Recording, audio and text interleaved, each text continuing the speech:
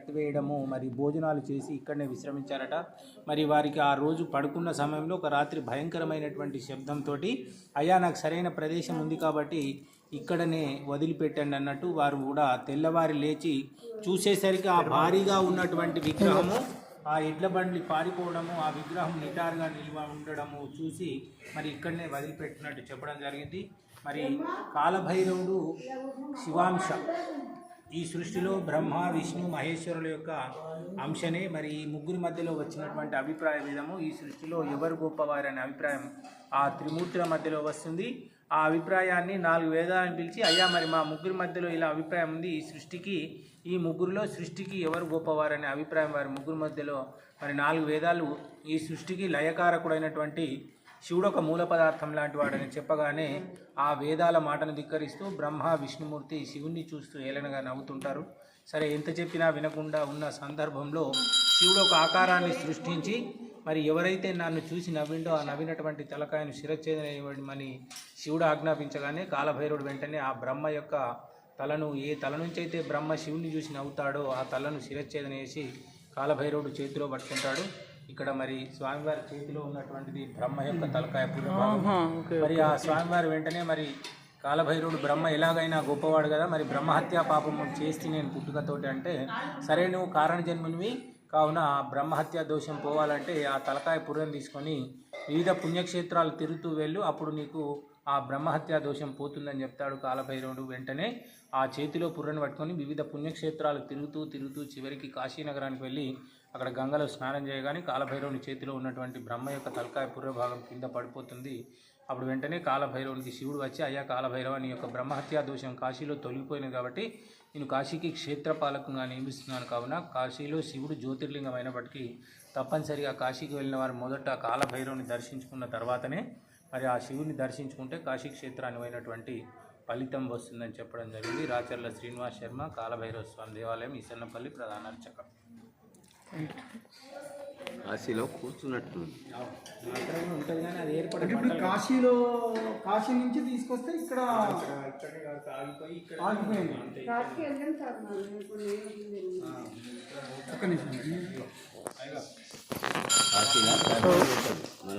ఆ విధంగా ఇక్కడ ఉన్నటువంటి క్షేత్రపాలకుడు మరి కాలభైరవ స్వామి ఆ విధంగా కాశీ నుంచి తీసుకొస్తుంటే బండ్ల మీద మరి ఇక్కడ రాగానే ఆ బండ్లు మరి ఇక్కడే ఆ విగ్రహాన్ని వదిలేసి వెళ్ళిపోవడం జరిగింది. సో ప్రతిష్ట చేసిన విగ్రహం కాదు, ఆ విధంగా స్వామివారు ఇక్కడ వెళ్ళడం జరిగింది. కాబట్టి దీనికి కొన్ని వందల వేల మరి చరిత్ర ఉందని మరి ఇక్కడ మరి పండితుల వారు అదేవిధంగా గ్రామస్తులందరూ కూడా చెప్తున్నారు. ఇక్కడికి చాలామంది భక్తులు, స్వామివారికి విశేషం ఏంటంటే భక్తులందరూ కూడా అక్కడికి వెళ్ళి మరి ధోతి ఉత్తర్యం ధరించి, అంటే సాంప్రదాయ దుస్తులు ధరించి స్వామివారి గర్భగుడిలో ఇక్కడ స్వామివారికి అభిషేకము పూజాది కార్యక్రమాలు చేసుకోవచ్చు. ఇదే అత్యంతమైన విశేషం, ఇక్కడ చాలా విశేషము. సో కాశీలో ఉన్నటువంటి కాలభైరవం తర్వాత రెండవది మరి ఇక్కడే ఈ యొక్క కాలభైరవుడు మరి, కాబట్టి చాలా విశేషమైనటువంటి మహిమ కలిగినటువంటి కాలభైరవుడు దేవాలయాన్ని సందర్శించి కాబట్టి భక్తులందరూ కూడా ఈ యొక్క దేవాలయం చాలా చాలా విస్తృతంగా ఉన్నది. మరి ఈ దేవాలయము అభివృద్ధి కార్యక్రమాలు కూడా నిర్వహిస్తున్నారు. మరి భక్తులు ఈ యొక్క దేవాలయాన్ని సందర్శించి మరి స్వామివారి యొక్క దేవాలయానికి అభివృద్ధికి కావాల్సినటువంటి మరి తోచిన సహాయం చేయవలసిందిగా మరి స్వామివారి యొక్క మరి చేసిన వాళ్ళందరికీ కూడా స్వామివారి యొక్క కృపా కటాక్షాలు.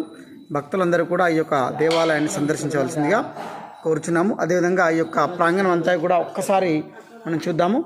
మరి ప్రధాన అర్చకులు కాలభైరవ స్వామి దేవాలయంలో మరి ఆలయ ప్రాంగణంలో ఉన్నటువంటి శివాలయము, శివ పంచాయతనాలయము, శనీశ్వరాలయము, బద్దిపోతం ఆలయాలు కూడా ఇక్కడ ప్రతిష్ఠించడం జరిగింది.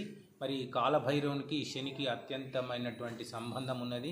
కాలభైరవుడు చేయడం వల్లే శనీశ్వరునికి నవగ్రహాలలో స్థానం రావడం జరిగింది. కాబట్టి శనీశ్వరుని యొక్క తల్లి కాలభైరవుని యొక్క ఉపాసన చేయడం వల్లే, కాలభైరవుని వల్లనే మరి శనీశ్వరునికి నవగ్రహాల్లో స్థానం రావడం జరిగింది. కాబట్టి మరి కాలభైరవుని దర్శించడం వల్ల ఆ శని యొక్క ప్రభావం కూడా మనకు ఉపశమనం ఉంటుంది కూడా చెప్పవచ్చు. మరి ఆలయ ప్రాంగణంలో కూడా శనీశ్వరాలయం ఉంది. మరి ముఖ్యంగా ఇక్కడ కాలభైరవునికి భక్తుల సౌకర్యార్థము ప్రతి బహుళ అష్టమి పౌర్ణమి అయినాక వచ్చే అష్టమి రోజు భక్తుల కోసం సామూహికంగా ఇక్కడ 500 రూపాయలు చెల్లిస్తే కాలభైరవ హోమం కూడా మరి చేయడం జరుగుతుంది. కేవలం 500 రూపాయలు చెల్లిస్తే దేవాలయం నుంచే హోమ సామాగ్రి అన్ని ఇవ్వడం జరుగుతుంది. కావున ఇటువంటి కార్యక్రమాన్ని కూడా భక్తులందరూ సద్వినియోగం చేసుకొని దేవాలయంలో జరిగే అభివృద్ధి కార్యక్రమంలో పాలు పంచుకొని కాలభైరవ స్వామి వారి యొక్క ఆశీస్సులు పొందగలరని మనవి. Thank you.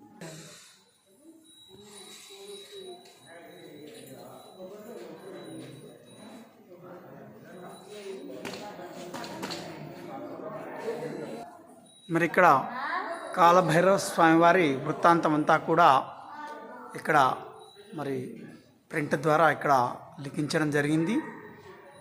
ఒకసారి భక్తులు దీన్ని గమనించే ప్రార్థన.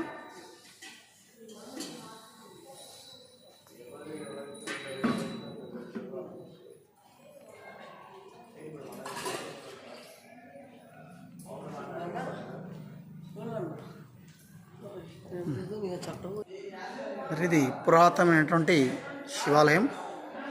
ఇక్కడ శివాలయం కాలభైరవ స్వామి వారి యొక్క ఇతడితో చేయించినటువంటి అది. మరి ఇక్కడ శివాలయం నంది,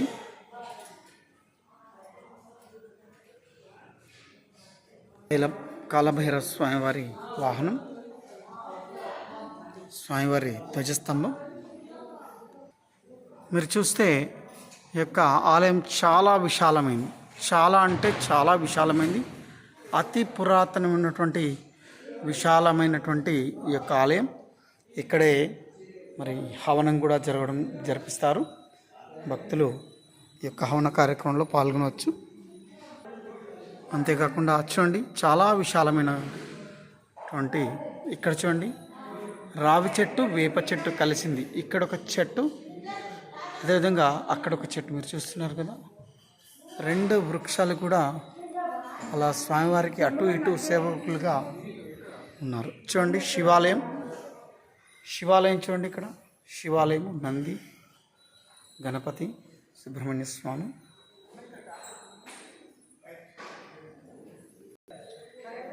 మరి ఇక్కడ జంటనాగులు, సుబ్రహ్మణ్య స్వామి. మరిది ఈ విధమైనటువంటి స్వామివారి యొక్క ప్రధాన ఆలయం. ఇంతవరకు కూడా మనం విగ్రహం ద్వారా చూసాం కదా. అదిగో అదే గాలిగోపురం చూడండి. ఇది ద్వారం. ఇదంతా కూడా అటు సైడ్ ఒక ద్వారం కనిపిస్తుంది, ఒకటి. మరి ఇటు రెండు ప్రాకారాలు చూడండి. అటు అవతల సైడ్ ఒకటి, 3, ఇదొకటి, మొత్తం 4 ప్రాకారాలు ఉన్నాయి ఇక్కడ.